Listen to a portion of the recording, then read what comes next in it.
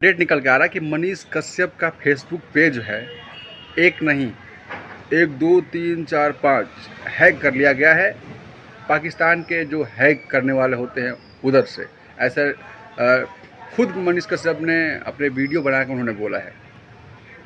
अब समझ सकते हो, जब यार इतने बड़े यूट्यूबर का हैक कर लिया गया फेसबुक पेज, तो हम लोग कौन से खेत के मूली हैं? जो नए यूट्यूबर हैं, बहुत जो मेहनत कर रहे हैं और ग्रो कर रहे हैं, ग्रो कर चुके हैं, तो उनके साथ तो कुछ भी हो सकता है।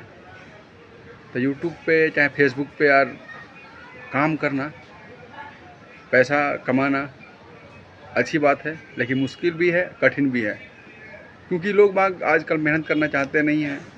और जो हैकर है अपना दिमाग लगा के हैक कर देते हैं वीडियो को, चाहे चैनल को।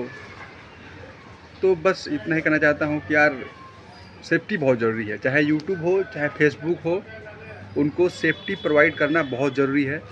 क्योंकि नए नए लड़के निकल के आते हैं, यूट्यूब में काम करते हैं, तो कहीं ना कहीं अगर उनका हैक हो जाएगा यूट्यूब चैनल चाहे फेसबुक पेज, तो बहुत उनको दुख होगा, उनका मनोबल टूटेगा। इसलिए फेसबुक पेज और यूट्यूब को गाइडलाइंस कुछ ना कुछ अच्छा लाना चाहिए, जो हैक ना कर पाए हैकर।